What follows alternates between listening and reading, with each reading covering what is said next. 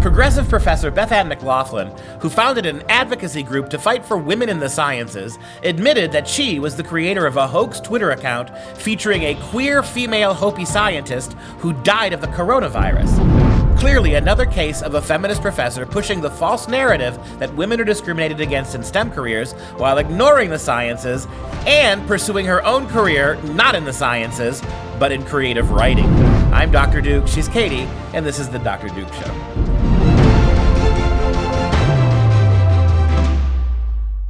Hello, everyone, and welcome to the Dr. Duke Show, the only program that keeps you educated on the craziness impacting K-12 classrooms and college campuses around the world. Today, we start with a disturbing story from a hashtag #MeTooSTEM scientist who admits to creating a fake college professor and then killing her off with COVID for her own sport and profit, apparently. This story it really is illustrative of the fact that there is so little actual discrimination in this country. There is so little serious discrimination in this country that the progressive left has to keep inventing it. How many stories have we gone through in the last 2 years of fake race hoaxes, right? And whatever happens to the fake race hoaxers? Almost nothing. And so you hear an example of this with this professor, Beth Ann McLaughlin. So she's grumbling that women in STEM careers are harassed, right? Forget the fact that every university I've taught at, and I've taught at 7, is begging for more female scientists. It's kind of like being black in the humanities. If you're a black history teacher, you could pretty much with a PhD, you can pretty much write your college degree. You can go teach almost anywhere you want. Same thing here. If you're a qualified female with a PhD in the sciences, you're going to get hired at a university somewhere, and you're going to have your pick of jobs.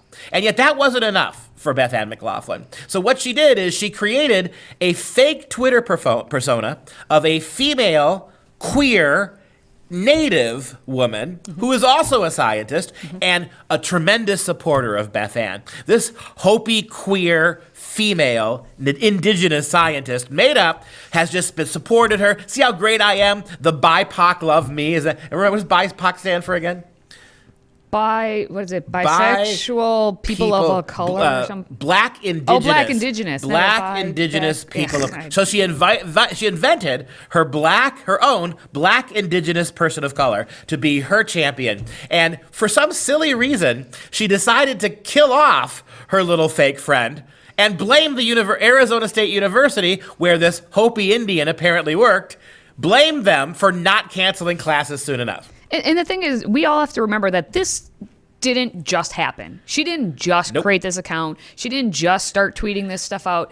She created this account at least back to 2016. So for 4 years, this professor has been teaching her day job, and then at night or whenever goes and tweets out as this Hopi scientist, whatever. And then because now with Corona coming, she decided, I think it's time in our soap opera that we kill off the Hopi queer scientist. And we BIPOC. We do this because of COVID-19. So she actually announced on Twitter that the supposed professor, who went by the name of @sciencing_bi on Twitter. Right. This is the hashtag, the of apparently the BIPOC made up Hopi Indian, right? Yeah. So here's Beth Ann's actual account saying, I'm sad to report that @sciencing_bi died from COVID this evening. And I love that. Notice the two things that she puts together for the name. It's not science, it's sciencing. Sciencing. So that's the female version, apparently, of science. If you're take a look at our picture of our little friend there. If that's you, and you have the pretension of being a scientist, this is what you think science is. Science is, go back to the tweet, sciencing. The two things that matter to her are not science, but sciencing and bisexuality. You combine those two things, that's what matters here. And her Hopi Indian friend, sciencing died from COVID this evening. And then she goes on to elaborately blame the university for not canceling classes soon enough. BIPOC people, like the dead fake Hopi Indian. Remember all those years ago when we had that linebacker from Notre Dame, Manti Te'o? Remember when he made up a girlfriend who died? Wasn't she a fiance or something? Yeah, it was just his fiance. They were engaged. That's not nearly half as dumb as this is, and half as provable. Well, and back in May, Beth Ann, I guess, on behalf of Sciencing By, said that ASU kept teachers, staff, and students on campus until April. That's well after we knew this was a killer disease. Many got COVID, including me. Oh. Yes. If you're a fake person, how do you fakely get a fake disease, you faker? Well, and now Beth Ann's the victim. This is really kind of an interesting strategy. I mean, maybe I ought, if I didn't have so many already doing it. I mean, I get emails all the time from adoring fans who love bald guys. It's just the way it is. But let's assume that wasn't true. Let's just assume that overweight bald guys weren't as sexy as we clearly are. No assumptions needed. And so you actually had to, I could invent my own little mini-me, right? What would I call her? Oh, it's going to be a girl? You have to make her some kind of an indigenous, right? So we could call her what? Any thoughts? None. I have zero thoughts on You're this. You're not even going to engage this, are you? Nope, not in the least. Well, it continues in that tweet that, so the reason that Science By account basically never named the actual name of the professor was because of this fear of retaliation because they were bisexual and because they did not have tenure. So that's continuing as you victim. And so then it was mid-April when Sciencing By had said they tested positive. But now with all of this happening, of course, McLaughlin got a lawyer because he kind of had to at this point. And according to a statement in the New York Times, she said, "I take full responsibility." No. Anyway, for my involvement in creating the @SciencingBy Twitter account, my actions are inexcusable. I apologize without reservation. Choice of words. To all the people I hurt. 4 years. She's done this for 4 years. Well, and here's the sad commentary. What did she really do that's illegal? She faked her. Well, she faked someones death. Well, what'd she do? There's a fake person. It's like your imaginary friend. The scary thing about this is that literally, what has she done illegal? Falsified impersonation on Twitter. She got all these doctors to like defend her and befriend kind of this Sciencing By account. And that's how they started to know that, wait a minute, the pieces aren't adding up. Yeah, Twitter Shocker. sleuths traced Silencing By's posted photos, such as a cozy night at home by the fire, to stock photo websites.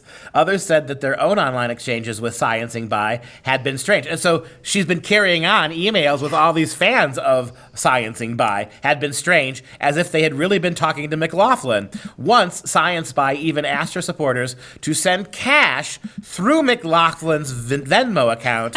There's your broken. There is your. We have found the crime, Watson. I have a clue. Oh, jeez.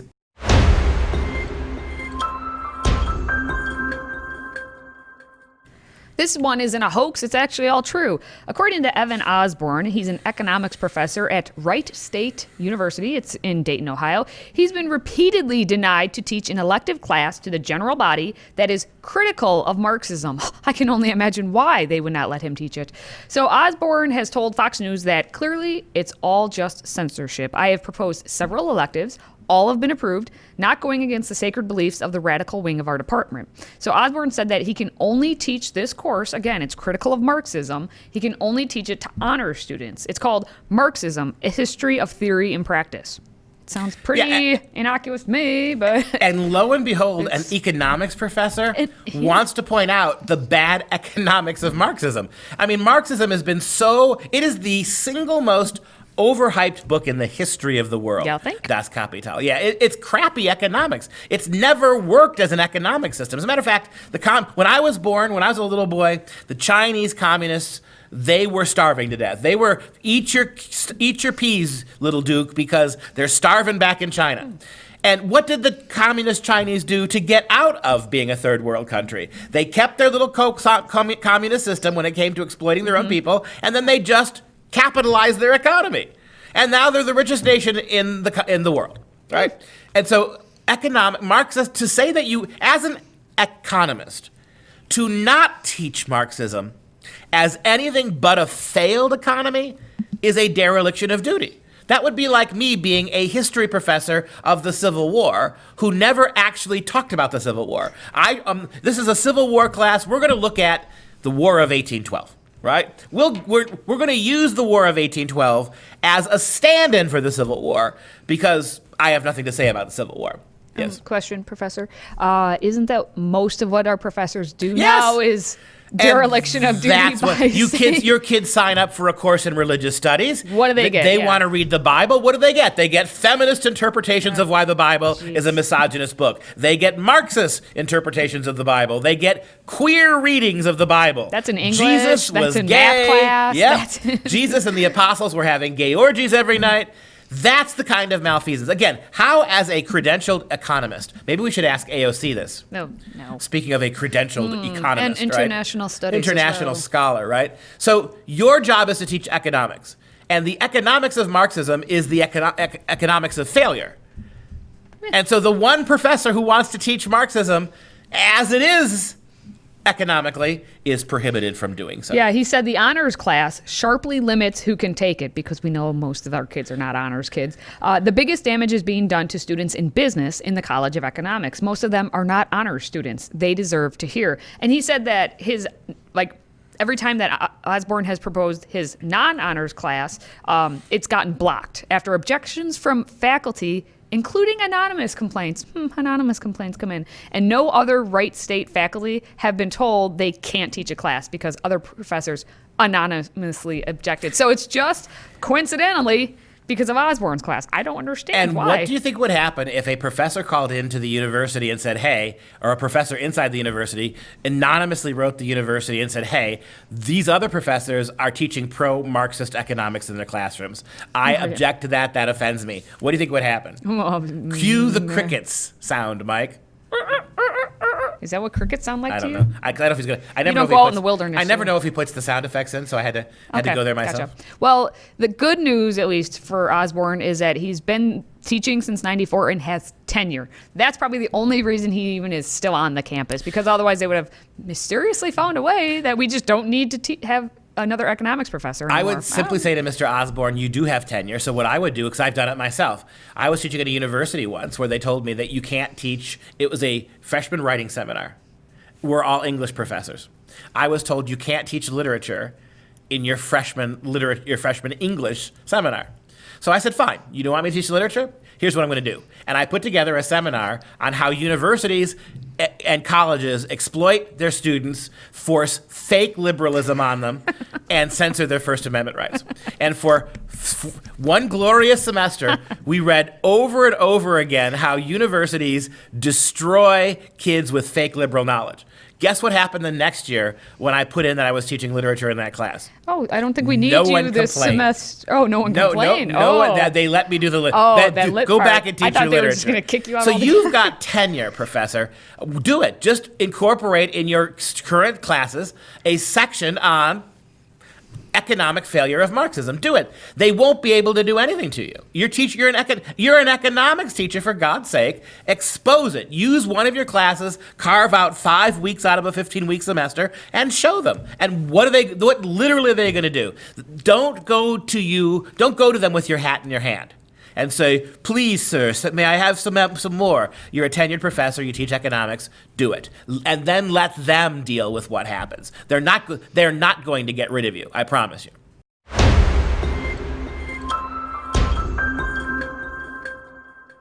From economics to music, since you like to sing, we're going to talk about faculty members at the University of North Texas College of Music who argued that ideas on music theory should be evaluated independently of racial prejudice. Oh, that sounds like a nice thing. Well, of course it's not. You know basically what happens next. The university is now opening an investigation into the academic journal that's from the department itself that discusses this whole topic. Because, how dare we actually showcase criticisms of a music theorist who actually argued that music theory is white supremacist. This is the hypocrisy of this. Look, we still drive Fords, even though Henry Ford was a taskmaster and a classic elitist. We still fly planes, even though Charles Lindbergh was sympathetic to the Nazis. We still butcher babies in the womb, regardless of the fact that Margaret Sanger was a nasty, filthy, racist eugenicist. So now, all those things are allowed to stand, but hey, any composers in our past history who might have had the wrong view of race, we have to question whether their music. By that argument, shouldn't you get rid of all rap, music, shouldn't you? Preach. Given that almost all rap music is motivated by a direct and very overtly stated dislike, if not hatred for, people of the Caucasian persuasion, shouldn't we get rid of them? Should we, it's so selective at universities. That composer from the 16th century, doesn't seem to be woke enough. Remember what, we had this on the show a few weeks ago. Remember when they were trying to tear down the statue of Lincoln on the campus of UW-Madison, University of Wisconsin-Madison, and they asked one of these little idiot college kids why he was doing it. I mean, don't you know that Lincoln at least tried to free the slaves? Why are you doing this with Lincoln? His response was, yeah, well, Lincoln may have freed the slaves, but he wasn't pro-black.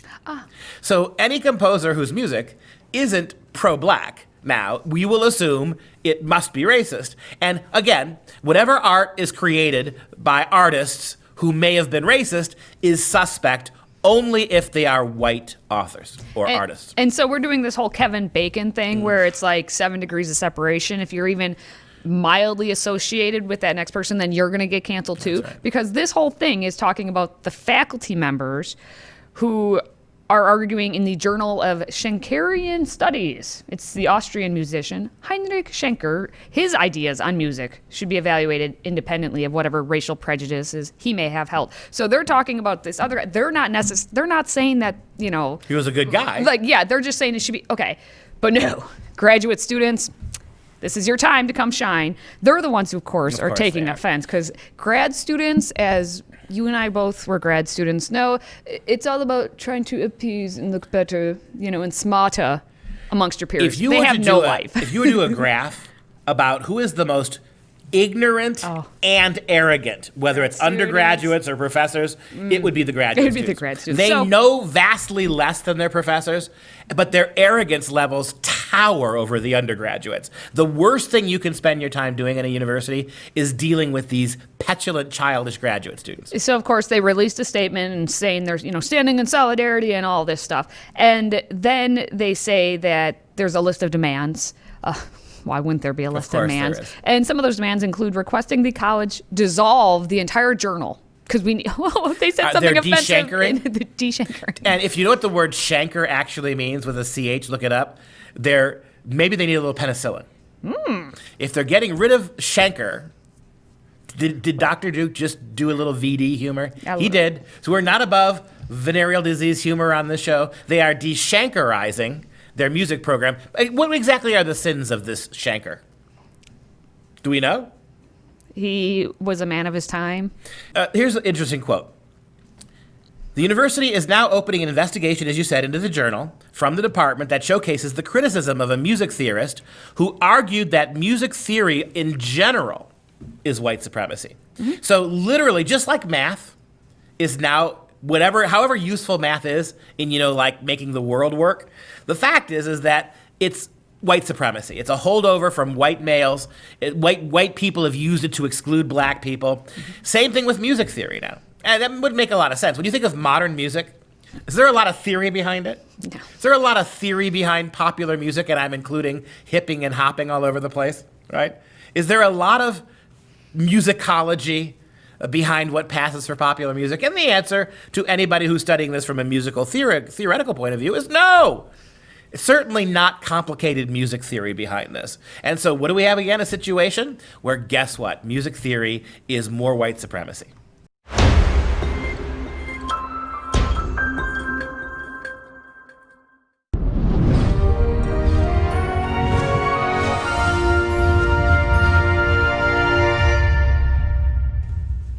It's time for some real education. According to Jewish folk tradition, a golem is an animated anthropomorphic being that is created entirely from inanimate matter, often clay or mud. The word was used to mean an amorphous, unformed material in Psalms and medieval writing. In the 2018 movie, The Golem, a woman creates a golem to protect her village from a group of thugs.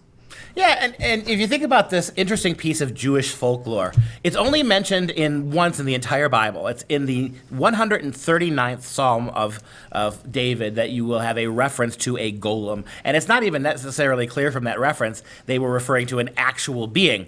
But in Jewish folklore, we get the golem. And who is the golem? Take a look at the picture here, Mike. Generally speaking, a golem is an amorphous, an animalistic, a humanoid lump of clay or mud that comes to life. It's hulking. In fact, it's the Jewish Hulk. So Mike, go to the picture of the 2018 movie about the golem. And there you see it. There is the golem, and that's the Jewish Hulk. Notice that he doesn't quite like to go without a shirt because he's just so fair-skinned, right? And look at the haircut. And so there is the Jewish version, or maybe you could look at it this way. He's a steroided up Gumby. Nevertheless, he wreaks havoc on people. He goes hulking through the towns and the villages, and he can be an avatar of pretty much anything. According to Jewish authorities, the golem is a highly mutable metaphor with seemingly limitless symbolism. It can be a victim or a villain, a Jew, a non-Jew, a man, a woman, or sometimes both. So we've got the transgender Hulk, right? Over the centuries, it has been used to connote war, community, isolation, hope, or despair. Our friend the golem. And if you go back to the picture of the doctor, one of the most famous stories about the golem involves Judah Lo ben Bezazel, a 16th century rabbi from Prague, Czechoslovakia. And there's the picture. There's a statue. Let's go take a look at that statue. Another angle. There's your statue. And so many tales differ on how he created and brought the golem to life, and then afterward controlled it. So this creature, this golem, unlike the Incredible Hulk, was controlled by one individual, its creator. According to Moment magazine, we talked about that. This can mean all sorts of different things. And so we've got the golem there, and not related to Gollum at all. That's probably a good generalized image of what a golem looks like. And they're kind of, I don't know, they almost remind me of marshmallow peep monsters, right? They made out of sand or mud and clay. And so I don't know. I mean, what do we say? Other folk cultures have given us vampires and werewolves, witches and demons and goblins, but the Jewish people give us a golem. And one more picture, Mike. Mama golem, I'm sure. Lots of Jewish matzah to get him nice and plump, right? All right. As always, you can follow us on Facebook and Parler. And if you have a question, please visit freedomproject.com/askduke. Now, we're going to wrap things up with our fun fact of the day, which today, super random. Wood frogs, which are from Alaska, can hold their urine for up to 8 months, and the urine helps keep the frogs alive while they hibernate. Also, just for the record, I've had basically a whole pot of coffee today. And what is your bladder capacity? Not 8 months. Let's wrap this up. I got to go. And that's going to do it for us today on the show. For Freedom Project, I'm Dr. Duke. She's Katie. Until next time, stay educated, my friends.